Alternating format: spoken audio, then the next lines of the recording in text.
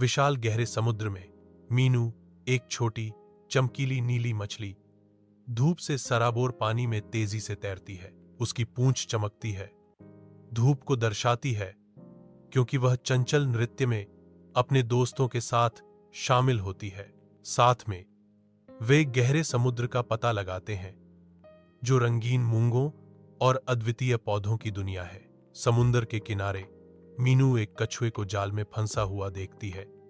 उसकी पीड़ा स्पष्ट है। दया से प्रेरित होकर मीनू फंसे हुए प्राणी को मुक्त करने के लिए अपने नन्हे दांतों से जाल कुतरना शुरू कर देती है। कछुआ अब आजाद होकर अपनी कृतज्ञता व्यक्त करता है। शुक्रिया मीनू, तुमने मेरी जान बचाई। भोर में तीव्र प्रकाश समुद्र पर एकत्रित होता है, जो मीनू का ध्यान आकर्षित करता है। उत्सुकता से खींची गई मीनू पास आती है, एक बड़ा सुंदर मोती खोजती है। मोती, सागर रानी का उपहार, मीनू को आश्चर्य से भर देता है।